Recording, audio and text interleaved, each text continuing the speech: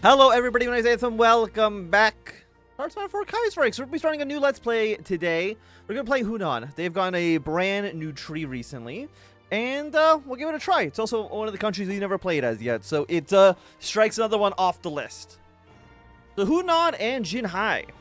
One of the first provinces to join the Zhihai Revolution under Governor Zhao Denfeng, Hunan has had a turbulent history over the years, with Zhao dying in battle during the Zhihai Revolution. He was succeeded by Tan Yankai in 1911. Tan's tenure only lasted 2 years, however, due to the remaining neutral in the conflict between Yuan Shikai and Sun Yat-sen, which led to the Yun dismissing Tan and subsequently replacing him with Tan Zhaoming. Following the short governorship of 6 months, in due to Tang's intended purpose of acting governor, the provinces traded hands back and forth between a series of governors until 1916, which saw Tang Zhaoming become governor once again. The governorship once more lasted only a few months, with Yunnan governor Tang Zhiyao declaring independence in the wake of Yan's assumption of the imperial throne as the Hongxin Emperor. Like a cascade of dominoes, province after province began following suit, aligning with Yunnan and declaring independent, and soon enough, Hunan itself found itself under siege, with local warlord Tan Yingzhao declaring for the NPA, being the straw that crushed the camel's back. Admiral Tang Jinming fled Hunan by boat in the chaos, sailing up the Yangtze. In August, Central Government Premier Deng Qiyu appointed Tan Yankai as the provincial governor yet again. This governorship didn't last long either, and after a brief stunt by Chen Kuang, Fu Lingzhao, and Zhao Zhengxing, and Duan Kuryu appointed Zheng Jingzhao as the governor. The infamous Butcher of Hunan had a regime soaked in blood, banditry, and looting was practically official government policy, with mass unrest raging all throughout the province. The insanity led to Zheng being ousted only 2 years later by Tan Yankai and his subordinate Zhao Hangti, and they joined forces and expelled the Butcher from their province. Unfortunately for Tan, much of his previous governorships, he didn't remain governor for long. The pressure from Federalist intellectuals mounted, and Tan hesitated in the creation... Actually, did I miss anything on the previous slide? No, I don't think so. Okay. Much figures that did not last long. As pressure from Federalist intellectuals mounted, Tan hesitated in the creation of an official constitution, and everything culminated in the mutiny of Liling official commander Chen Kuang and Commander-in-Chief Zhao Hangti, refusing to assist the governor. Tan Yankai bowed down and granted the governorship to Zhao himself. Okay, the decade under Zhao. With Zhao Hangti becoming the new governor of Hunan, he immediately proceeded to invite China's best and brightest minds to draft a constitution worthy of Hunan and its federalist ideals. In January 1st, 1922, Zhao Hangti officially promulgated the Hunan Provincial Constitution and became the first democratically elected governor that September. Between his civilian reforms, Zhao Hangti protected Jade Marshal Wu Paifu in 1925 after Feng Yusheng betrayed him, a favor Wu would repay soon enough. In mid-1926, the two subordinates, Tang Shengxi and Yi Kaixin, had a dispute that Zhao mediated in favor of Yi. Believing the governor was showing favoritism, Tang Shengxi mutinied and joined the Kuomintang in Guangzhou, kickstarting the northern expedition. This would lead to Zhao's forces being utterly routed and kicked out of Hunan. However, Yi Kaixin's assistance, the Federalists asked Wu Peifu to help in retaking the province. After Wu Peifu's triumph against the Kuomintang, he appointed Zhao as governor of Hunan, but with Wu's attention being forced back north due to the Forced-Zhang-Fai War, and Zhao under a sensible military threat from the remaining Kuomintang holdouts in Guangzhou and across his province, Zhao was placed in a tense situation. Regretfully finding it necessary, Zhao petitioned Smiling Tiger son Xiaofeng to accede to his League of Eight provinces, despite personal distaste for his concessions. Skeptical of Zhao Chu's alliance, however, Wu had granted the Hunan provincial government a direct attaché to Zili clique in a form of the Yu Yang garrison commander Tang Zhaoming, returning to Hunan after a decade. As the year of the rat dawns, Hunan has been stable through Zhao's guiding hands at the wheel. However, with the Zili guillotine waiting to strike, alongside the president of the diarchy in the old Guozhou clique, times ahead are certain to be tough. That is a lot of names. Okay. So we're down here in Hunan. Let's turn off Fog of War. I'm not too sure how exactly we are going to... you're not under commander, right? I'm not too sure how exactly we are wanting to play this one out. We need ourselves a field marshal, because I don't have a set ideological path we're going to be going down. We'll probably just like play... we'll play by ear. So current situation, we are at 6 factories, 3, 0, and 3. Honestly, I mean, not that bad, all things considered. Hunan's official army, I think that's the only thing we have available to us, so we will go and get that started. And civilian factories, sure, we'll build one more military factory in our capitals. Looks good to me. Chinese unification, we can't really do anything about. How many trains do we have? 3? 34% stability. Okay, let's commandeer civilian trains. We'll take our Army Navy experience.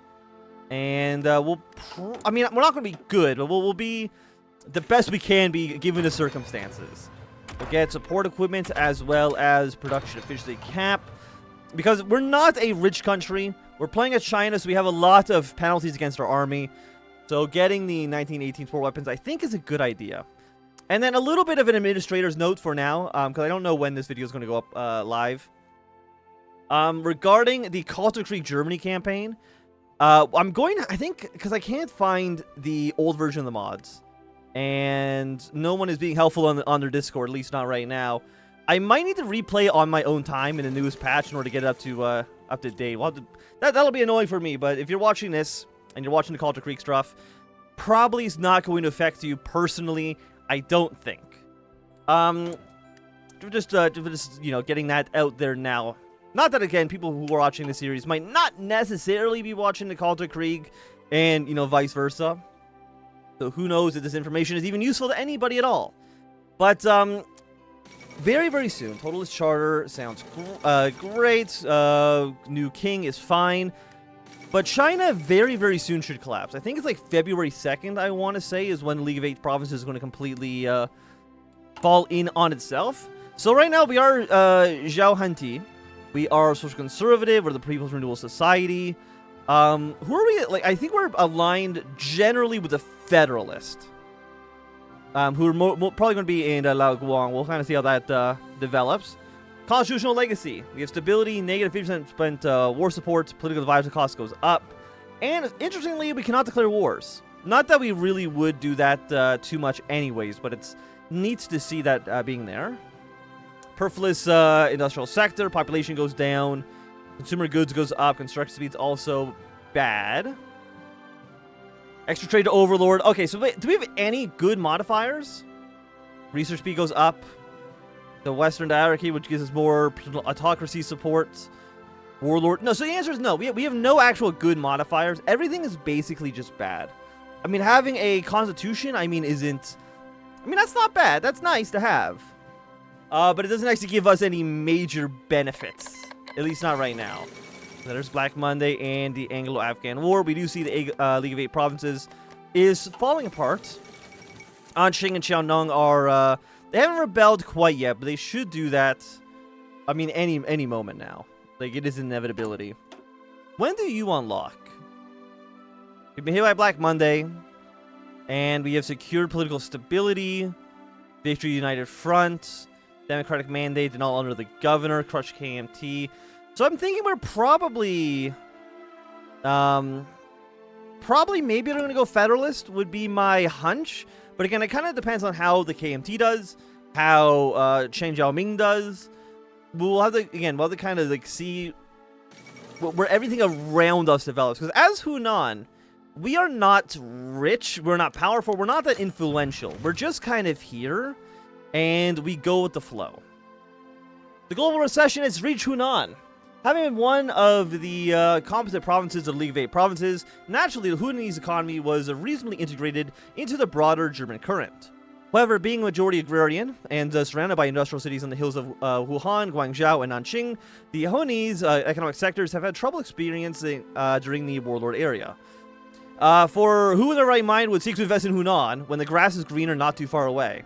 Not as all lost, though, for maintaining our autonomy from Sun Changfeng has been to our benefit in more ways than one. As despite the rather paltry economic conditions following what has been dubbed Black Monday, Hunan has fared slightly better than its neighbors in the league, or the central government. Yet our main economic partners are undergoing worse turmoil, our agricultural sector is witnessing calamitous effects as a result, and our investors are rapidly fleeing. The provincial government absolutely must swiftly see to it the crisis does not worsen, through whatever economic means it can muster. So everything is catastrophic and derelict. Excellent. I'm very, very, very happy to see that.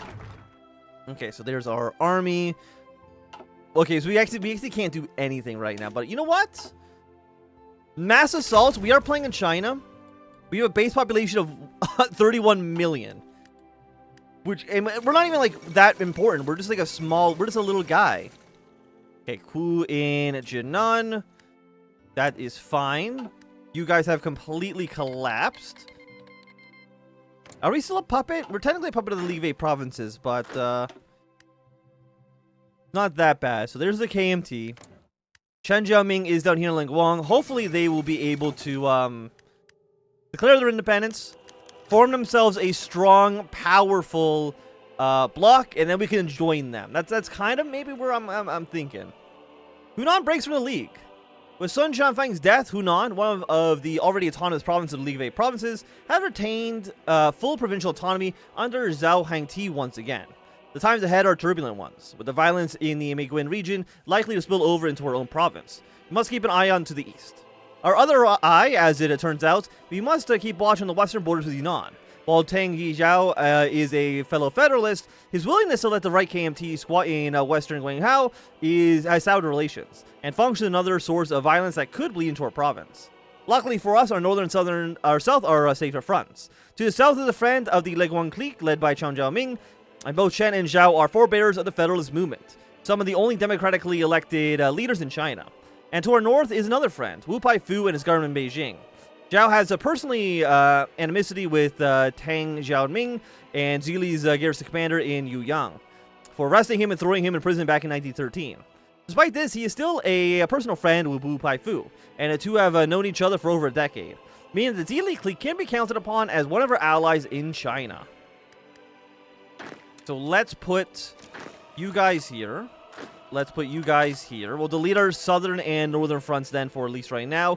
The Sichuan clique, I mean, they're going to go under a famine very soon, so we're probably fine. Non-aggression pact with Langguang. With the collapse of League of Eight provinces, the United Provinces of Leguang and the province of Hunan have naturally drifted together in face of potential retribution from Nanqing. Chen Jiaoming and Zhao Hangti are both federalists, believing in provincial and national constitutionalism and the importance of the rule of law in these chaotic times. As such, the two have been cooperating since the dawn of the League in the first place, working together to secure the region's autonomy from Nanqing and consequently Beijing. Culminating in the official agreement between Chen and Zhao, the two endeavoring Chinese leaders have pursued a policy of neutrality amidst the chaos, intending on focusing on their own internal political situation. Perhaps this pact of non-aggression can blossom into something even more beautiful, only time will tell. Nonetheless, to follow Zili authority all over China is sure to lead to chaos, and with the federalist trio of Zheng, Tao, and Tang Zhiyao, perhaps they can prevent a fortress of tranquility and stability. So yeah, you are Tang. So basically, all three of us right now are kind of friends, but Yunnan, they're giving too much leeway to the KMT, which is very, very rude of them to do. Restoration of the Hunan provincial constitution. Zhao Hangti, the governor, came into power in the 1920s on the back of the federalist movement. His first actions in power were to gather intellectuals from all across China to write Hunan's constitution, one that has sadly not been able to be restored while under the Zili. With the League collapse and the chaos of 1936 has brought China, however, Governor Zhao has finally had the opportunity to restore the constitution he helped create over a decade ago. While others, even other federalists, warn against creating a provincial constitution without central federal government to back it up, the Governor Zhao believes that federalism must occur in the provincial level first, and that each province must overthrow the warlords and create their own provincial constitutions and build up democracy in their own provinces. Only then will the Confederation of Provinces be able to form a central government and the federalist movement to stand triumphant. With that ideal in mind, Zhao has formally announced the Hunan's provincial constitution was restored as of today. While I appreciate the 20 political power, that is always nice to have. Now we do have we have one sheep guy. Supply consumption minus 5%. He's aligned with Republicans, that's fine. Daily political power minus 0.5. I mean, the supply consumption is nice because as China, you basically never have supplies. There's poor infrastructure. You don't have many factories. There's no railroads. There's very few supply hubs. Overall, you know, it's just messy down here. Let's put it that way. Elections announced. With the restoration of the Hunan provincial constitution, the flame of democracy flickers yet again in the crossroads of China. Zhao gave a speech today in front of the governor's office in Changsha, stating that elections will be held in 3 months' time, and announcing his own candidacy for the race under the banner of his People's Renewal Society. Importantly, the governor of Hunan is not directly elected, but rather follows a parliamentary system, with voters electing their constituents and those assemblymen voting for the governor. Any candidate requiring a majority to win the governorship. It wasn't long before 2 more candidates announced their races. Zhao's major opponent in the race will be Yang Haipai of the China National Democratic Constitutional Association. Third candidate and a dark horse of the race is political independent Zhao Zhihao. While not having a party of his own, he holds notable sway with some of the more left-wing members of the assembly, but fellow political independents. Finally, there is Tan Yankai, a man with a foot in both the Federalist and Kuomintang movements. He's announced he will run against Zhao and may serve to undercut Zhao's base support. While Zhao is the clear favorite to win, all 3 men will put their all into their campaigns, and Hunan shall have a true democratic election in the coming months, an example for the rest of China to follow. So how much did these other guys cost? It costs 165 because we are paying that 10% penalty, which is very, very rude, I would say. But, you know, not much I can really do about that, unfortunately. So when is the election? The election is going to be in April of this year. So about a month. Honestly, that's actually pretty soon. Okay, Death of the Pious. Mosley's been elected. Democracy in Australia. Good for all of them. Now, we're not at war with the KMT. We're not at war with any of the cliques up here. We're just kind of hanging out. Tang Shengji arrives in Hunan. Probably news has reached the governor's office in Changsha. Amidst the chaos of the League War and the Kuomintang uprisings within the Fujian province, exiled Kuomintang governor of Hunan and Mingying insurgent Tang Shengji has reportedly crossed the provincial border, flanked by his subordinates He Long, Pang Duhai, and a small detachment of what remains of his 8th army. The general appears to have positioned himself to challenge incumbent Zhao Hangtang in the recently announced elections. Having previously been the subordinate to Zhao and opposing him before being removed himself on the eve of the Northern Expedition, Tang Shengji has always desired the governorship of his native Hunan, even during his time in the insurgency zone. With his connections to the peasantry and leftists throughout the province, he has proven himself to be a serious contender for the national election, shaking up what is believed to be a guaranteed Zhao victory. So you are now become leader of the Social Democrats. We lose a little bit of political power, but honestly, that's still completely okay, because we did get all those bonus points from our events. Okay, there is a new pope. Is there anything we can do in here? No, again, it's just declaring ourselves the rightful government of China, which we're probably never going to be able to do for fairly obvious reasons. Chen Quan has invades through Jizhao. Another startling upset has found itself within the Hunan provincial governor elections. While Mingying has been a hotbed of Kuomintang sentiment, it has always taken a uniquely leftist spin within the broader political sphere. As the Northern Expedition collapsed, however, those who opposed the collaborationists with the Chinese Syndicalist Party largely fled to Guizhou province, now split between the cliques of Hunan and Yunnan, remaining nominally under the protection of the Yunnan governor Tang Jiao. While Tang Jiao is certainly not a member of the Kuomintang, the existence of the right Kuomintang within Guizhou is frequently used as a bargaining chip against perceived Zili encroachment, even at the expense of Tang's own Federalist Brotherhood with Zhang Haoti. One of the critical leaders within the KMT, Guizhou, Chen Quan, is a Hunese native and commander of the National Revolutionary Army 6th Army during the Northern Expedition. In what appears to be an uncoordinated advance with his fellow party members, Tang Shengji, the general has circumvented Yang Junming and has thrown his hat into the election. This is getting out of hand, and now there is 2 of them. So I'm guessing, yeah, those are going to be Zhang Haoti looks towards the future. We got the United Front over on this, and you are General Tang.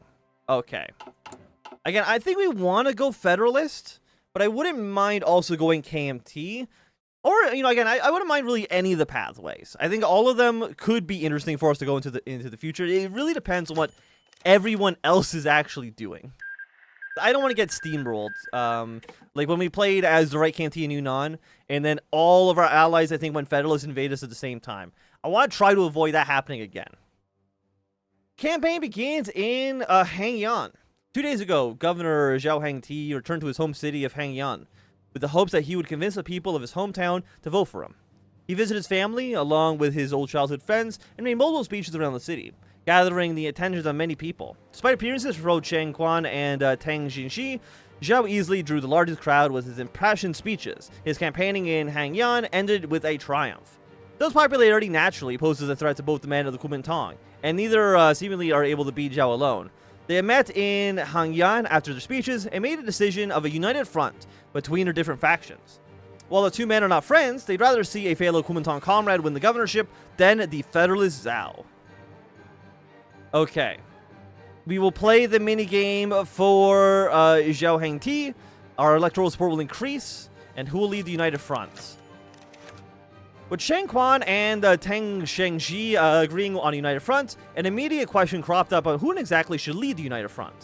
On one hand, you have Teng Shengji, aligned with the left wing of the party. His peasant focus and cooperation with the CSP made him a naturally popular candidate, given Hunan's rural and agrarian nature. The concern, however, is that his status as a party outsider, a warlord and opportunist turned Kuomintang member, may serve to splinter the unity of the party when it needs to be more united. On the other hand, you have Cheng Quan, a party leader who values unity and camaraderie with his party greatly, and could easily serve as a moderate and unifying figure in the election. A member of the old guard, he's known well for his stubborn nature, and while not the best commander ever, he still has a decent record behind him. The concern is that he may not bring much to the table as his more radical counterpart. Okay. So I guess we'll go for...